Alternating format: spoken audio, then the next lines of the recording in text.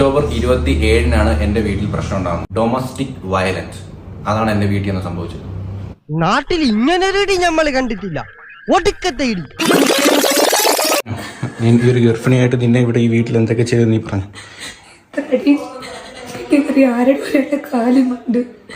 എന്തൊക്കെയാണ് ഈ കൊച്ചു കേരളത്തിൽ സംഭവിക്കുന്ന? എന്തൊക്കെ കാര്യങ്ങളാണ്? അച്ഛനും ഇളയ മോനും തന്ന സമ്മാനോ രണ്ടുപേരോട് പിടിച്ചു വെച്ച് അടിച്ചത്. രണ്ടുപേരോട് പിടിച്ചു വെച്ച് അടിച്ചതാ.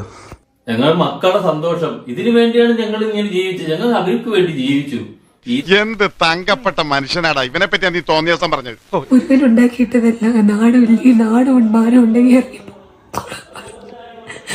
ചില്ലറ പ്രശ്നങ്ങളൊക്കെ ഉണ്ടാവുന്ന എനിക്കറിയാം, പക്ഷെ ഇത്രമാത്രം സീരിയസ് ആവുമെന്ന് ഞാൻ മനസ്സിലാക്കിയിരുന്നില്ല. നിന്നെ ആരൊക്കെ അടിച്ചത്? ലീഗലി പോവാം. നിന്നെ ഈ ഗർഭിണിയായിരുന്നു ആരൊക്കെ അടിച്ചത്? പറ. നമുക്ക് പിന്നെ നിയമപരമായി തന്നെ ഒതുക്കാം. തന്റെ കാര്യം ഞാൻ ഏറ്റു. അപ്പൊ വേലുണ്ണം പറയണത് ഞാൻ നിയമത്തിന് മുമ്പിൽ കീഴടങ്ങണം എന്നാണോ? ഇവിടെ നിൽക്കാൻ പറ്റത്തില്ല, ഇറങ്ങിക്കോളാൻ.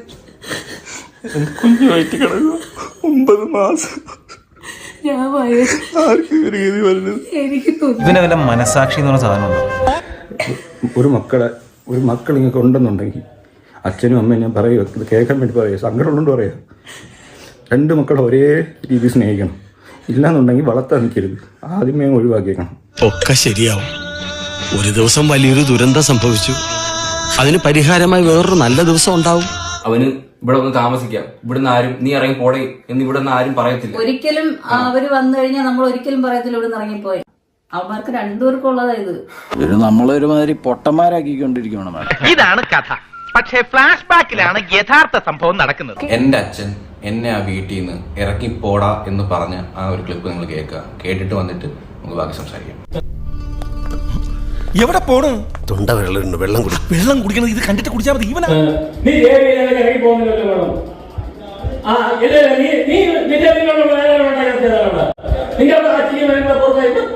ഞാൻ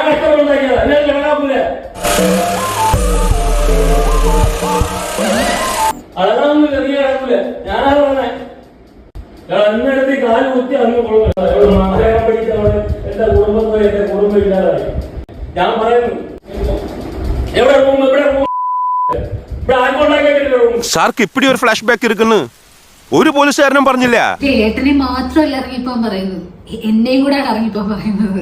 ഈ നിമിഷം നീ എവിടെ വിളിച്ചോണ്ട് ഇവിടെ ഇറങ്ങണം. ഈ തണുപ്പത് ഞങ്ങൾ എങ്ങോട്ട് പോകാനാ? നീ ഏത് കോത്താഴ്ത്തപ്പോ? അച്ഛൻ മാത്രമല്ല ഇറങ്ങിപ്പോകാൻ പറഞ്ഞത്, അമ്മയും പറയുന്നുണ്ട്. അതിന്റെ വോയിസ് ക്ലിപ്പ് കേൾപ്പിച്ചാലും ഇങ്ങോട്ട് വന്നേ നീ. ഞാൻ പിന്നെ എന്തിനു വിളിക്കണം അവള്? അവളാണ് ഈ വീട്ടിൽ ഇത്രയും പ്രശ്നം ഉണ്ടാക്കിയത്. നിന്റെ പെണ്ണുമ്പള നല്ല പുള്ളിയൊന്നും അല്ല. അവളെ അടിച്ചെന്നാ, അവൻ ചീത്ത വിളിച്ചാണുമായിരിക്കും. അവളെ അടിച്ചെന്ന് ആരടിച്ച്? വേറെ വല്ലവരും ആയിരുന്നെങ്കിലും അവൾക്ക് അടിയും കൊടുത്ത് പറഞ്ഞു വിടണമായിരുന്നു. ആ മാതിരിയുള്ള തോന്നിയ ദിവസം അവളോട് മൂടി വെക്കാം, വളച്ചൊടിക്കാം, പക്ഷേ ഒരു നാൾ ഒരിടത്തത് പുറത്തു വരും. മിസ്റ്റർ മേല അവള് ഈ വീടിന്റെ അകത്ത് കയറാൻ പറ്റില്ല. നീയും കയറണ്ട. നീ എവിടെയാന്ന് വെച്ചോ താമസിച്ചോ. അവന്റെ വീട് ഇതാണ്. അവന്റെ വീട് പിന്നെ ഏതാണ്? അവന് വേറെ ഏത് വീടാണ് ഉള്ളത്? ഈ പറഞ്ഞ 2 കാര്യവുമായി യാതൊരു ബന്ധവുമില്ലല്ലോ.